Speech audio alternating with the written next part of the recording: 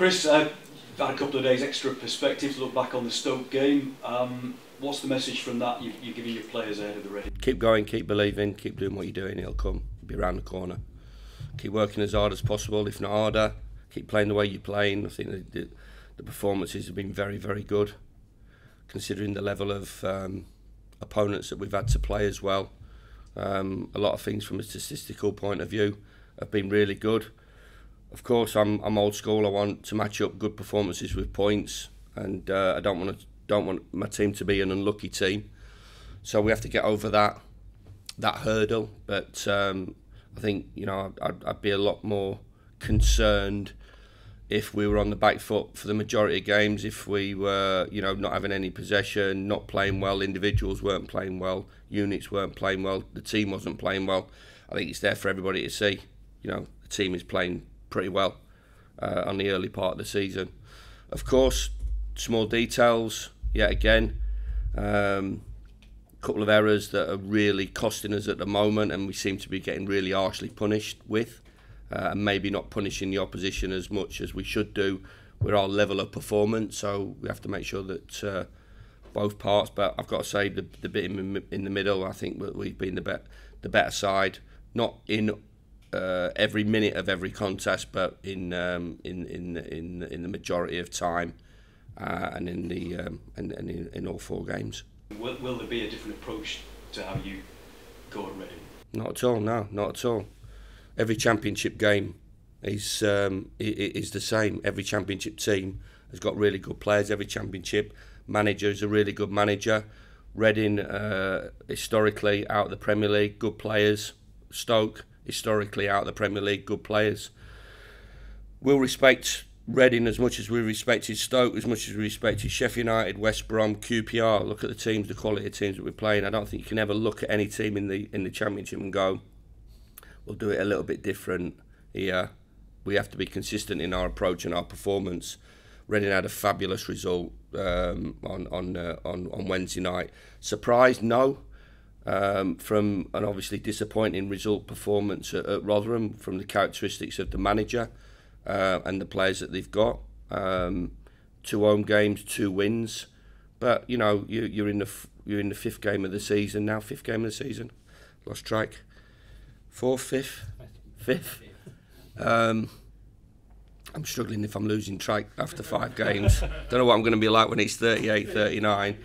So understanding the challenges that we've got in front of us, they're off the back of a decent result and performance. But we all start on the level, and we have to keep producing that level of performance that we've shown so far in the last 4 games. And if we do that, we give ourselves a good chance of winning. There's no guarantees though, like there wasn't any guarantees in any of the first 4 games. So we have to keep believing, we have to keep doing the right things, which I believe we are. We're playing well enough. It's not a yo-yo performance from us. If we keep the level of performances that we've shown against all the teams that we've played so far, we'll win more than we lose. But obviously, the big thing is we want to go and win games of football, and we'll go and attack that game just as much as we attacked Stoke and all the other teams that we've played. On the one hand, you're only less than 10% of the way through the season. On the other hand, the fans are already, and they know how difficult it is to get out of this league. They're already looking at the top of the table inching away. What would you say to the fans who are already worried about that? Well, 2,500 fans didn't give me that impression on Wednesday night when they gave us a standing ovation. That's the supporters on Sunday didn't give us that impression when we went toe to toe with Sheffield United. I don't get that impression. We're a little bit disappointed that, and why are all of a sudden we automatically deemed as favourites to get out of this division? I'm not saying you are, but you know how hard it is to get out, and you've not got a win so far this season. So there'll be some fans looking at that and thinking, well, if we don't get a winning run underway soon. 41 games to go, far too early. 41 games to go. League will settle down after about 10 games. We're all after wins. Performances are good. It feels like it's been a long month already, doesn't it? But there are 12 days of it left. Again, for those fans who are wondering, any prospect of any trade, any movement? Consistent message that I've already said is that that the group will be stronger when the window shuts. 100%. So we're not at our strongest. We've got a couple of injuries that at the moment. With Josh Coulson, we're obviously hoping Tuber will be involved at the weekend. We've got Matt Crooks back, which is good. We need a strong squad, full of depth, full of quality, full of balance, and I believe that we'll get that when the window shuts. And as I've said in every press conference that I've done, that it's not as easy as to do as what people think and supporters think. You know, yet again, you know, we might have to wait for other clubs to bring players in to release that player for us to acquire that. Agreeing fees has obviously been quite difficult with clubs because of unrealistic price tags being put on players that we are interested in, and we're not. And I keep saying it, we're not gonna chuck everything at it and put ourselves in a financially difficult situation with financial fair play. So we have to be realistic in terms of the players that we're trying to bring in. But we're working ever so hard, and I do believe, and nothing has changed my mind for me to feel that when the window shuts, of course, from a manager's point of view, you know, do I want those players that we're after in for tomorrow afternoon? Of course I do, because it allows us to work with them, to integrate them into the group. From an obvious point of view, we're going to bring good players into the group, and we're going to bring good players that potentially will start or be part of that group. We're not going to bring fillers in. We bring players in that are really going to make us better and take us forward, because that's obviously the key. And we've had to do a lot of work on that. You know, the players that we've brought in Alex Mowat as well last week, which has been a positive influence on the performance and obviously on the dressing room, and we're still looking to fill those spaces that we want to fill, and when we do that, in that period, we'll be a lot stronger, and with that strength in depth, it gives us a better opportunity of maybe turning those draws that we've had into wins, and maybe definitely that sort of loss at QPR into a draw win. But you know, there's no panic stations here. I think you guys always try and ramp it up and try and put pressure on, and I'm too experienced enough to fall for that free card treat. You had a great cup run last year. The potential you've got, you're alluding to movement in this transfer window. What is the potential of this team this year? To go well, but there's a lot of things that have got to happen for that to happen. We've got to stay clear of big injuries. We've got to keep form. We've got to be consistent in our approach, and we have to produce some really good performances. Everybody wants a bounce of a ball, which I believe that hasn't happened so far this season. But like I said, it's 41 games to go, so it's a tough division. There's 18, 19, 20 ex-Premier League teams that are after the same opportunity and after the same goal, that will want to get back into the Premier League. And there's other clubs in better positions than us. There's other clubs financially in better positions than us because of the imbalance of financial fair play and the imbalance of parachute payments. There's the teams that come down that we always talk about that are in really strong position. But that doesn't stop us fighting our way in. We had a great run at it last year. I think you've seen what happened when we took over in November to where we finished, and we want to improve on every aspect and keep moving it forward. And if we do that, well, I think we're all confident that we can have a really successful season. Cheers. Thank you. Cheers. Hey, Chris, you mentioned the kind of pressure you put on yourself there, and you know how much it goes on in your mind. And I mean, in your more down times and things like that, is there a way you kind of almost switch off from it? Because surely you can't be at it just 100%. I'm on it 100%, mate. 100%. I've got a 6-foot putt for a half against my best pal. I'm not thinking about rolling that putt in. I'm thinking about, dear me, who's going to play Saturday? Do you know what I mean? What can I do with that? So that's why I possibly miss them all. And he nicks a 20 quid off me. of course, there is a little bit of downtime. You try and get it with family. I'm not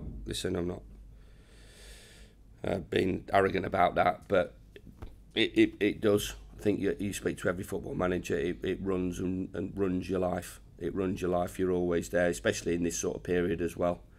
And of course that's the job, and that's what you buy into. If I didn't, I'd possibly do something a little bit different. But I buy into that, so I have to deal with it, and everybody around me has to deal with it.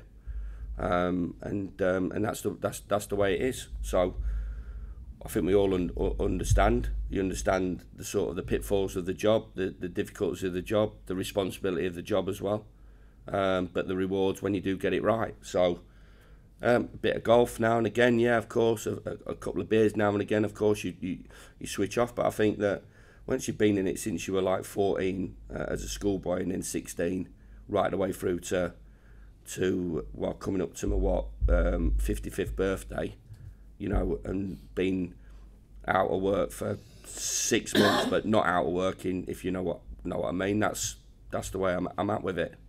That's the way I'm at with it. So I sign up to that, and I understand everything that goes with it, and people around me understand. I feel sorry for people around me, if I'm honest, because unfortunately I can't escape it.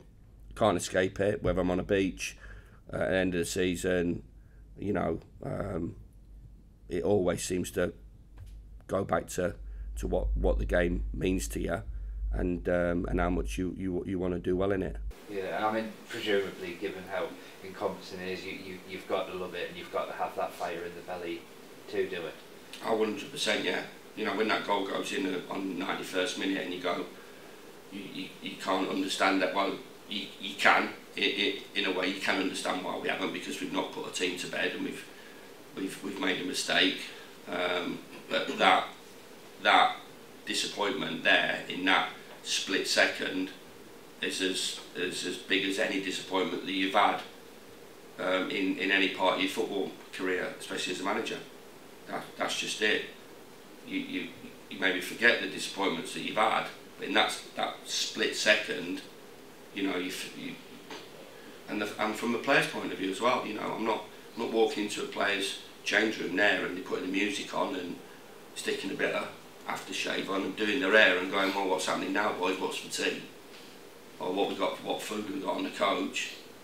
You know, the group of players are incredibly disappointed, because that's the job, and that's why, without going too deep into it, and I've said it before, those players that sit in the boozer and point up and say, it should have been me, that's the reason that they're not. It ain't them. That's why, no disrespect, those people that say, I could have been a good manager, are not, because they can't handle that, and they can't get to that position. And players get to that position because it's not just about a talent. It's not just about keeping the ball up and clipping a 20-yard pass or sticking one in the top corner on a Sunday afternoon. There's so much more to it. So from every part of it, and even when it's ex-players saying, you know, I'm going to be a manager, I'm going to do this and do that, well, crack on, go and experience it and get on with it and be a success. You mentioned. I'm on one this morning, aren't I? Sorry, Jerry, you've took the You mentioned there. Not personal.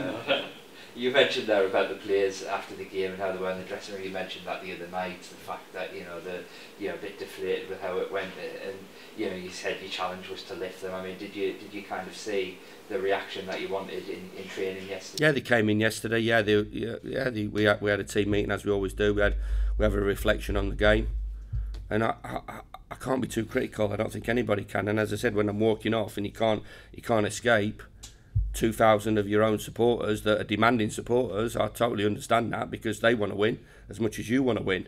And when you're there and you're looking at them, and we're all on the same view of the game. And I suppose you were. I've got to say, I've not seen any reports, but I think you of course you have to see it as you do, and honestly as you do, and I should imagine you've seen it as how I saw it. That the team's playing well, that they're giving everything, they're dominating a decent side, a big club in the division, they're creating chances, they're not giving up chances, we're not getting bad, goalkeeper's not making save after save after save. You know, a lot of good things are happening. and we have to keep that going, and they have to understand that.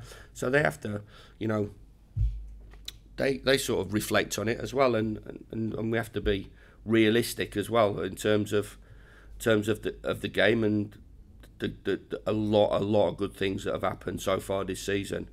Of course, we're all after that first win, and you know, part of me, if we'd have played absolutely garbage in the first game and you know, and got battered and win 1-0, where would we all be? Would we not be talking about a win then, wouldn't we? We'd be just saying there, you know, or you know, we've scraped a draw against QPR, and so of course everybody looks at the points total, and I get that, and league positions, and then, you know, and if it's after 10, 15, 20 games and we're still in the same position, then I think rightly so, you know, people have to ask the question. Of course they do, but maybe not this early in that, especially not the way we're playing. So going back to your question, the players are in a good place, and they understand that I'm their biggest critic and I'm their biggest supporter, and I'm supporting them players, you know, definitely at the moment. And with the addition of 3 players that we're looking to bring in, are we going to be better for that? Most certainly.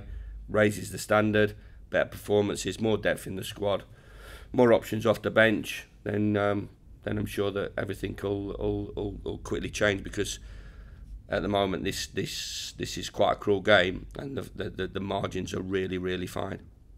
Yeah.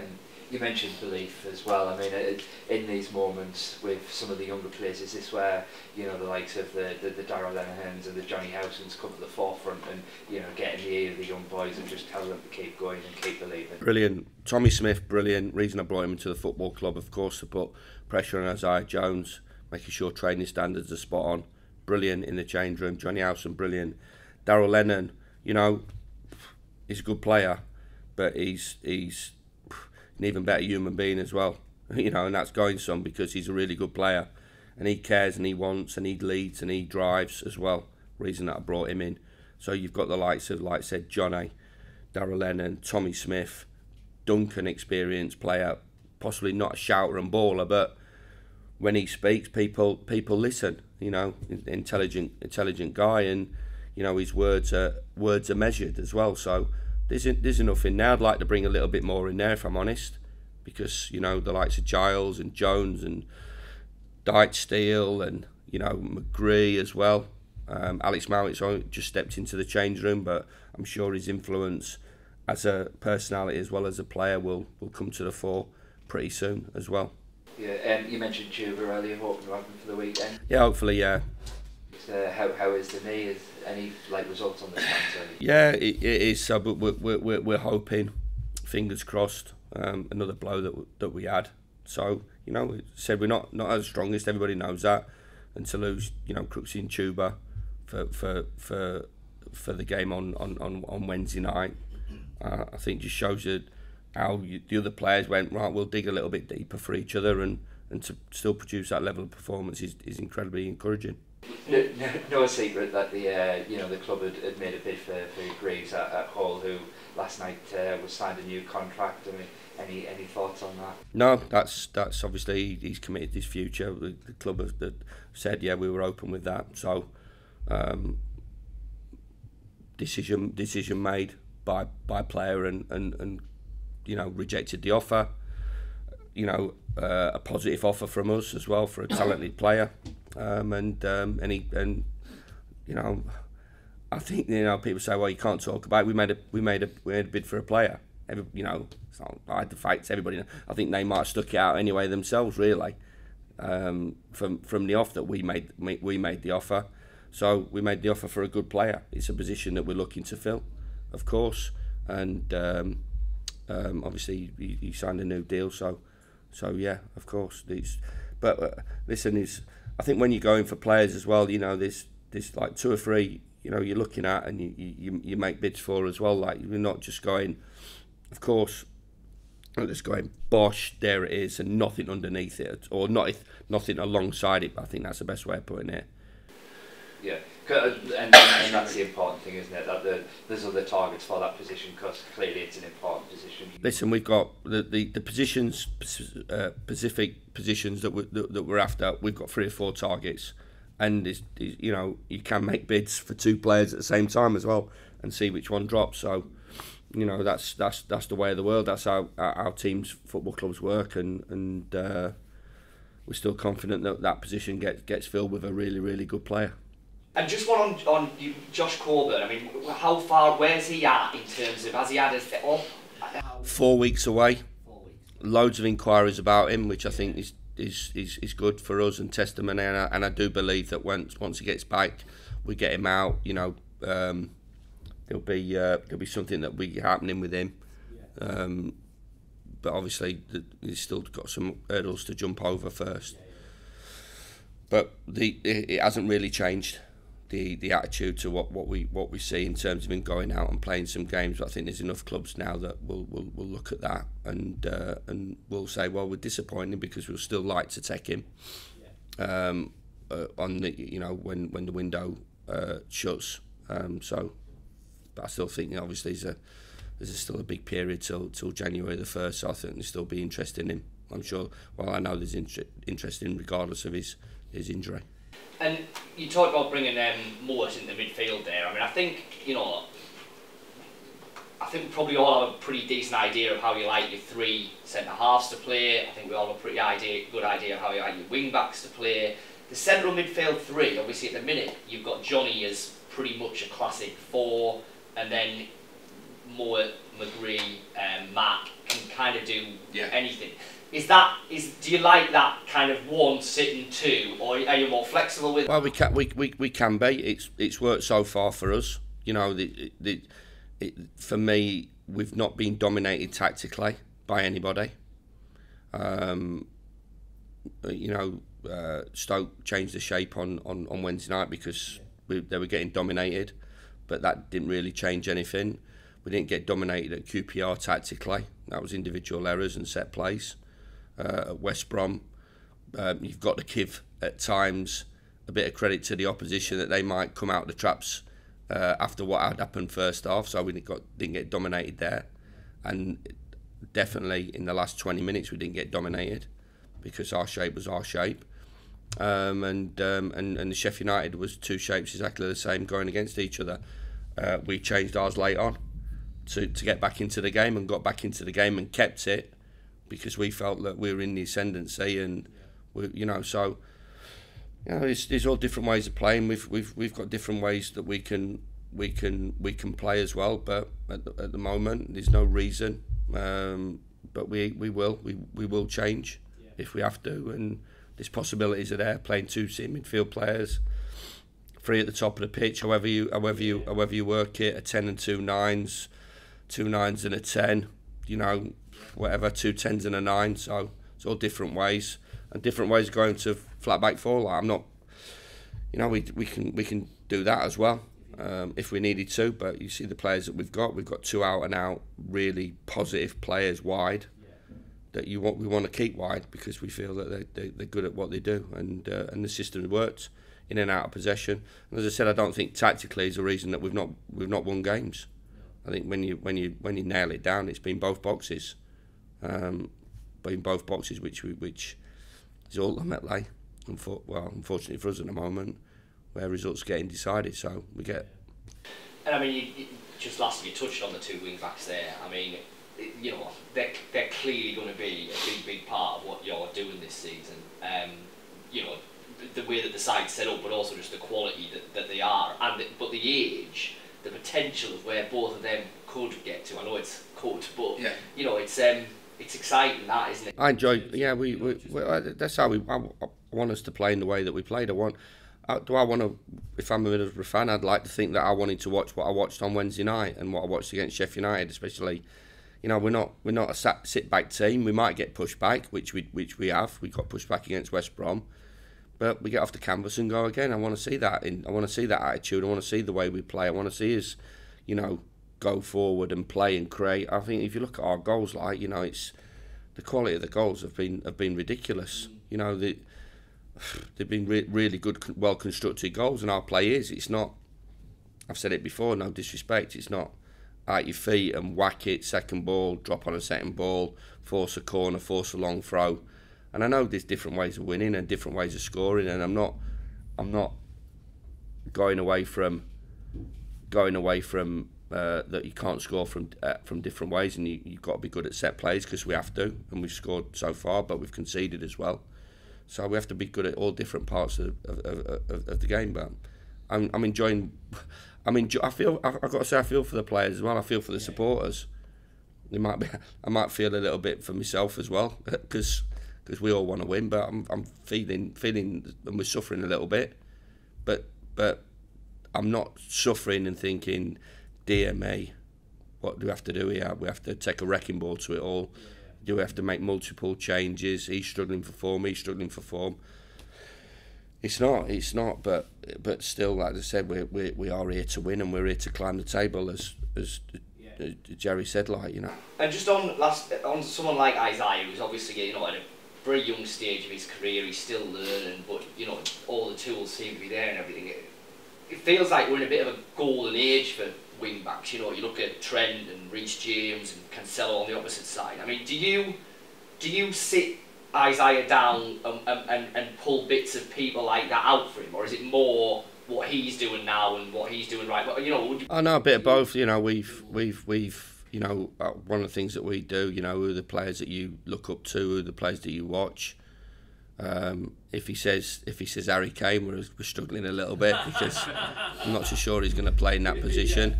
But we relative players that play in that position, and systems as well that play it really well. I think Reece James is a great example, young player that plays the position brilliantly. So yeah, of course, different players, different teams play different ways. Liverpool obviously, but the qualities are there. You have to defend 1 versus 1. And you have to create, which he's doing, and there's still work to be done with Jonah and Gilo, and obviously we've got good people up behind them pushing them as well, and making that standard really high as well. So, as I said, that's the reason we brought Tommy in. But we clips, video analysis of every game, what you've done well, what you've not done so well. I think Jonah's been really good this season. He has to, and they all have to, whatever age it is. I think Johnny's the same. Like, Johnny's never really played 6. He's played as a 2 midfield player. He's played an 8 all his career. Now all of a sudden he's finding a different role, and I've got to say, I thought he was incredible the other night. Like, I thought his performance was outstanding. But he's coming to us, and we're talking about getting the ball from one side of the pitch to the other, and can he see that pass? And as well, like, he's gone from maybe a team that doesn't play out from the back previously to now we've got a goalkeeper that is comfortable in possession, and we want to build from the back. And where's your position, John? And if somebody tries to stop you getting on the ball, where do you get on the ball there next, and where do you create space? So I'm not just saying it's from Isaiah's point of view, it's from Johnny, the oldest one in the group's point of view as well.